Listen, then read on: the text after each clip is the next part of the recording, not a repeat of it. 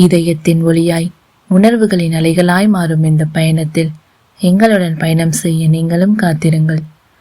தங்கம் போல் துளங்கும் பெயர் காஞ்சனா. அவள் சுவாசம் கூட ஒரு கதை, அவள் நிசப்தம் கூட ஒரு ரகசியம். ஒவ்வொரு துடிப்பும் ஒளியாய் வெளிப்படும் ஓர் உலகம் அவள். காஞ்சனையின் கற்பனையில் உதித்த கதைகளை நினைவில் வைத்து உங்கள் மனதை வருடிச் செல்ல போகும் நான், ஆர்ஜே மது. விதிவரை இந்த காதல் ஓவியம். இந்த கதையை பிடித்திருந்தால் லைக், ஷேர் செய்து சப்ஸ்கிரைப் செய்து கொள்ளுங்கள். Hi tears, Kanchana Senthil novels YouTube சேனலில் அடுத்து நீங்கள் கேட்கப் போகும் கதை விதிவரைந்த காதல் ஓவியம். மனதின் மென் உணர்வுகளின் குரலாக இக்கதையை வாசிக்கப் போகும் நான், உங்கள் ஆர்ஜே மது. விதிவரைந்த காதல் ஓவியம். இக்கதை காஞ்சனா செந்தில் யூடியூப் சேனலுக்காக எழுதப்பட்ட கதை. இதோ உங்களுக்காக கதையிலிருந்து சில துளிகள் கேட்கலாமா? ஒரே குடும்பத்தை சேர்ந்த அண்ணன் ருத்ரன், தம்பி கைலாஷ் இருவரும் பெற்றோர்களின் விருப்பத்திற்காக ஒரே குடும்பத்தை சேர்ந்த அக்கா தங்கையை திருமணம் செய்யும் சூழ்நிலை வருகிறது. ருத்ரன் அவர்கள் கிராமத்தை சேர்ந்தவர்கள் என்பதற்காக திருமணத்திற்கு சம்மதம் சொல்லாதவன் தன் தந்தையின் வற்புறுத்தலால் கடமையே என்று அந்த கிராமத்திற்கு செல்கிறான். ருத்ரன் செய்த காரியத்தால் இரு குடும்பத்திலும் பல குழப்பங்கள் வருகின்றன. பெண்களை பெற்றவர்கள் இந்த திருமணம் நடந்தாக வேண்டுமா என்ற மனநிலைக்கு தள்ளப்படுகின்றனர். அதையும் மீறி அவர்கள் திருமணம் நடக்குமா? பார்க்கலாம். காதல் 24. அனைவரும் தங்கள் வீட்டிற்கு வாரிசு வரப்போவதை நினைத்து மகிழ்ச்சி வெள்ளத்தில் திளைத்தனர். என்கிட்ட நீங்க ஏன் முதல்ல சொல்லல என்று குழந்தை போல உதட்டை பிதுக்கி வெதும்பினாள் குழலி. ஏண்டி, உன் அக்கா ஹாஸ்பிட்டல் போயிட்டு வந்ததும் சொல்லலாம்னு நினச்சோம். அதான் இப்போ சொல்லிட்டோமே, பிறகு என்ன உனக்கு? இப்போ என்னதான் பிரச்சனை என்று கேட்டார் தனம். ஹாஸ்பிட்டல் போயிட்டு வந்து எல்லாருக்கும் தானே சொல்லுவா. எனக்கு விஷயம் தெரிஞ்ச உடனே சொல்லியிருக்கணும்ல. போங்க என்று முறுக்கி கொண்டவள் தன் கணவனின் பக்கத்தில் போய் அமர்ந்து கொண்டாள். அவனும் சிரித்து கொண்டே அவளின் தலை கோதியவன், ஷோ, இப்போ என்னடி பிரச்சனை உனக்கு? பாருங்க மாமா, என்கிட்ட சொல்லவே இல்லை. சரிடா, இப்போ சொல்லிட்டாங்கல்ல, வீடு என்று தோளோடு சாய்த்து கொண்டான். தன் மகளின் முகத்தில் மகிழ்ச்சியை பார்த்த சதாசிவம் கண்கள் கலங்க, விஸ்வநாதன் அதை பார்த்து, டேய், இப்போ எதுக்குடா அலற? அவங்க சந்தோஷமா இருக்கிறத பார்த்து நீ சிரிக்கணும் சிவா. அது ஆனந்த கண்ணீர் விஸ்வநாதா. அப்படிதானே சிவா என்று கேட்டார் ஈஸ்வரன். ஆமாம் மாமா, என் பொண்ணு ரொம்ப சந்தோஷமா இருக்கா, பெரியவளும் சந்தோஷமா இருக்கா. எங்களுக்கு இதை விட வேற என்ன வேணும்? இதுக்கெல்லாம் காரணம் நீங்க தான். ரொம்ப நன்றி மாமா. என்ன சின்ன சம்பந்தி, நன்றியெல்லாம் சொல்றீங்க? அப்படி பார்த்தா உங்க 2 பெண்களும் எங்க வீட்டுக்கு மருமகளா வந்ததுக்கு நாங்க தான் கொடுத்து வச்சிருக்கணும். நானும் நன்றி சொல்லவா? சரி சரி, நன்றி வாபஸ், ஓகேவா? அது அந்த பயம் இருக்கட்டும் என அனைவரும் சிரித்தனர். கைலாஷ் மருத்துவமனை சென்று தன் மனைவி கர்ப்பம் என உறுதிப்படுத்தி கொண்டு வீட்டிற்கு வந்தவன் அங்கிருந்தவருக்கு இனிப்பு வாங்கி வந்தான். அனைவரும் அவர்களுக்கு வாழ்த்து சொல்லினர். ருத்ரன், மதி, ரொம்ப சந்தோஷம். நான் கூடிய விரைவில் பெரியப்பா ஆக போகிறேன். இதை நினைச்சாலே எனக்கு அவ்வளோ சந்தோஷமா இருக்கு என்றான். ரொம்ப தேங்க்ஸ் மாமா. ருத்ரன் தன் மனைவியை பார்க்க அவளோ கண்ணீருடன் நின்றிருந்தாள். இப்போ இதுக்கடி அலற? அழுமூஞ்சி. போங்க மாமா, உங்களுக்கு என் நிலைமை புரியலை. நீங்கள் சும்மா இருங்க மாமா, அவளை ஃப்ரீயாக விடுங்க என்ற மதி, இங்கே வா குழலி. தன் தங்கையை அழைக்க அடுத்த நொடி தன் அக்காவை கட்டி கொண்டவள், ரொம்ப சந்தோஷம் அக்கா, சீக்கிரமா என் பிள்ளைய பற்றி என் கையில் கொடுத்துடு. சரிடி சரி, நீயும் சீக்கிரமா நல்ல செய்தி சொல்லணும், புரியுதா? குழலியின் முகம் குங்குமப்பூவாய் சிவக்க தன் மனைவியை சுவாரஸ்யமாய் பார்த்தான் ருத்ரன். ஈஸ்வரன், டேய் பெரியவனே, உன் தம்பி அப்பாவாக போகிறான், உனக்கு சந்தோஷந்தானே? என்னப்பா இது கேள்வி? நீங்கள் என்ன நினைக்கிறீங்கன்னு எனக்கு புரியுது. அவன் என்னை விட சின்னவன், அதானே? ஆமாடா. அதெல்லாம் யோசிக்காதீங்கப்பா. நம்ம வீட்டுக்கு வாரிசு வரப்போகுது, அதுதானே நமக்கு சந்தோஷம். கூடிய விரைவில் என் மனைவியும் நல்ல செய்தி சொல்லுவா என்றதும் வெட்கப்பட்ட குழலி தன் அறைக்கு ஓடிவிட்டாள். தங்கள் வீட்டுக்கு வாரிசு வரப்போவதை அனைவரும் மகிழ்ச்சியுடன் கொண்டாடினர். நாட்கள் இப்படியே சென்று கொண்டிருக்க கைலாஷ் மனைவியை உள்ளங்கையில் வைத்து தாங்க அனைவரும் அவளை கவனமாக பார்த்து கொண்டனர்.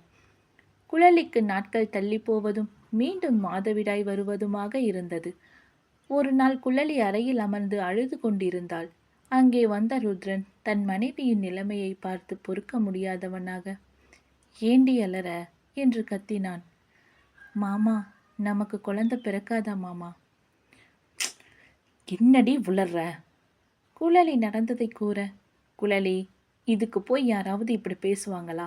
சரி வா, நம்ம ஹாஸ்பிட்டல் போகலாம்" என்று தன் மனைவியை அழைத்து கொண்டு மருத்துவமனை சென்றான். அங்கே அவளுக்கு பரிசோதனை செய்த மருத்துவர், "நார்மலாக ஒரு சில பெண்களுக்கு வரக்கூடியது தான்.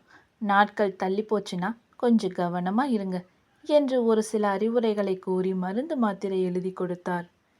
குழலி சத்தான ஆகாரங்களை எடுத்தவள் 2 மாதம் கழித்து நாட்கள் தள்ளி போகவும் விடுமுறை எடுத்தாள்.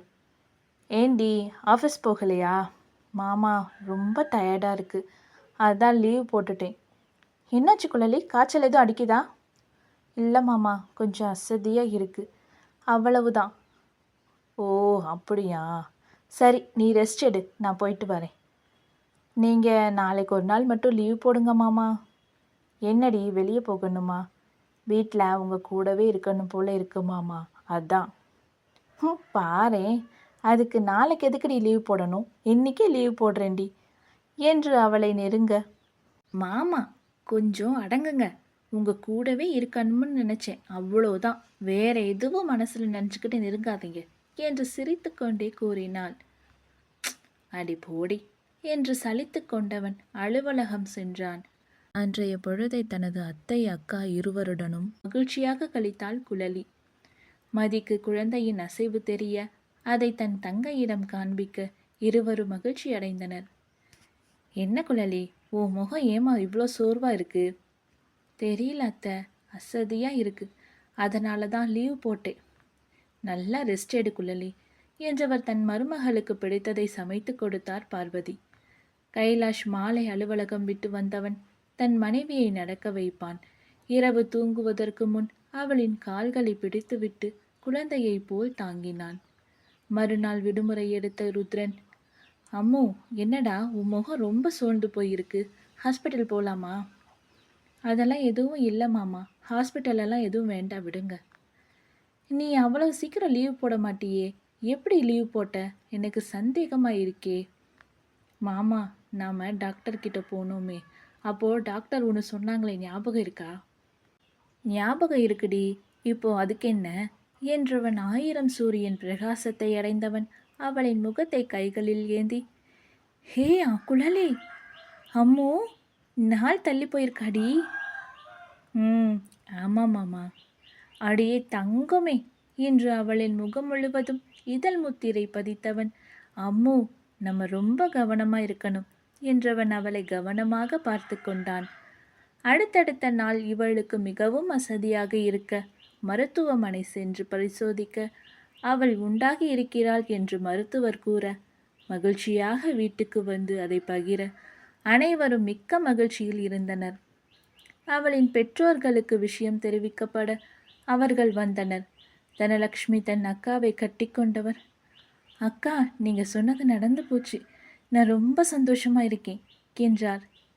"நானும் தான் தனோ, நம்ம பிள்ளைங்க சந்தோஷமாக இருந்தா அதுவே போதும்." அனைவரும் மகிழ்ச்சி வெள்ளத்தில் தத்தளித்தனர். மதிக்கு வளைகாப்பு செய்வது பற்றி பேசி அதற்கான நாளை குறித்தனர். பாக்கியலட்சுமி, "அண்ணி, மதி சீமதத்தில் குழலி கலந்துக்க கூடாது." "ஆமாம் அண்ணி, நான் கூட அதை யோசிக்கவே இல்லை" என்றார் பார்வதி. "என்னது, குழலி என்னோட வளகாப்பில் கலந்துக்க கூடாதா? என்ன இப்படியெல்லாம் சொல்கிறீங்க? அதெல்லாம் முடியாது, குழலி வருவா, அவ தான் என் பக்கத்தில் நிற்பா." "மதிமா, அடம் பிடிக்காத, நாங்கள் சொல்கிறத கொஞ்சம் கேளு. உங்கள் 2 பேருக்கும் நல்லபடியாக குழந்தை பிறக்கணுமா வேண்டாமா?" என்று கேட்டார் பார்வதி. "என்னத்த இப்படி கேட்குறீங்க? 2 பேருக்குமே நல்லபடியாக குழந்தை பிறக்கணும் தான், அதுக்காக என் தங்கச்சி என் கூட இல்லைன்னா எப்படி?" என்று கேட்டாள் வான்மதி. "அத்தை, ப்ளீஸ் அப்படி சொல்லாதீங்க, எனக்கு அக்கா கூட இருக்கணும்."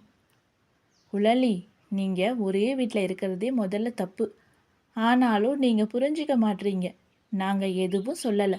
வளகாப்பு சாப்பாடு நீ சாப்பிடக்கூடாதுடா. இவ்வளவுதானா? அத்தை, நான் சாப்பிடாம இருக்கேன், ஆனால் வளகாப்புக்கு வருவேன் என்று அடம் பிடித்த குழலி அனைவருக்கும் புதிதாக தெரிந்தாள். அம்மா விடுங்க, குழலி வளகாப்புக்கு வரட்டும், சாப்பாடு தானே சாப்பிடக்கூடாது, அதை நான் பார்த்துக்கிறேன் என்றான் ருத்ரன். கைலாஷ், அம்மா எந்த காலத்தில் இருக்கீங்க? காலம் மாறி போச்சுமா. குழலி வந்தாதான் மதி சந்தோஷமா இருப்பா. குழலி வரட்டுமே. பெரியவர்கள் வேறு வழியின்றி கடவுள் மீது பாரத்தை போட்டு அதற்கு சம்மதம் சொல்லினர். அக்கா தங்கை இருவரும் தங்களுக்காக தன் கணவர்கள் பேசியதை பார்த்தவர்கள் அவர்களை காதலுடன் பார்த்தனர். வளைகாப்பிற்கான நாளும் வந்தது.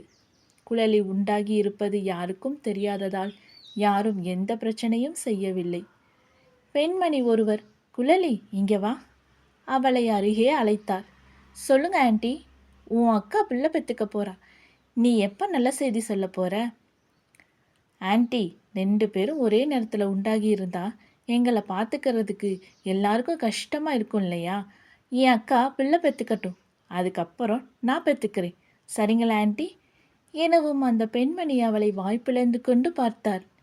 நடப்பதை எல்லாம் பார்த்து கொண்டிருந்த ருத்ரன், இவள் என்ன பதில் சொல்ல போறாளோ என்று காத்திருந்தவன் தன் மனைவியின் புத்திசாலித்தனமான பதிலை கேட்டு மெச்சுதல் பார்வை பார்த்தான்.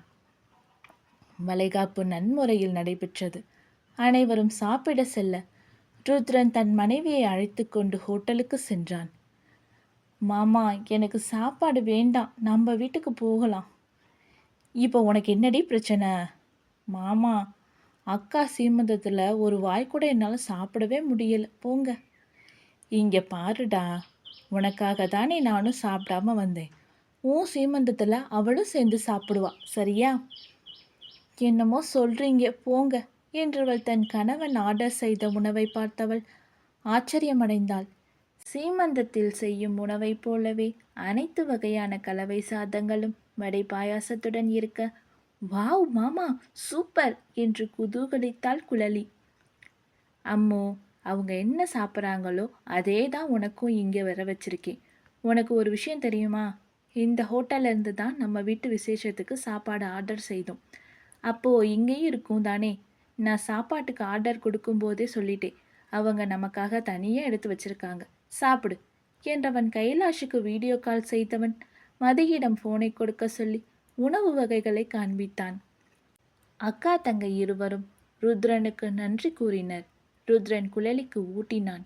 கைலாஷ் மதிக்கு ஊட்டி விட்டான். தன் தங்கை சாப்பிடாமல் போனதால் மதி அவ்வளவு நேரம் சாப்பிட மாட்டேன் என்று அடம் பிடித்தாள்.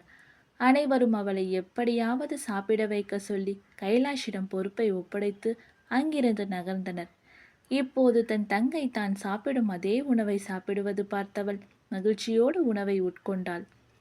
அனைவரும் மதி இப்போது சாப்பிடுவதை பார்த்து அவர்களை நெருங்க கைலாஷ் அவர்களிடமும் விஷயத்தை சொல்ல ருத்ரனின் இந்த எண்ணம் அனைவருக்கும் மகிழ்ச்சி அளித்தது. தன் மகள்களை இப்படி தங்கத்தட்டில் தாங்கும் மாப்பிள்ளைகள் தனக்கு கிடைத்ததை நினைத்து பெற்றவர்கள் மகிழ்ச்சி அடைந்தனர்.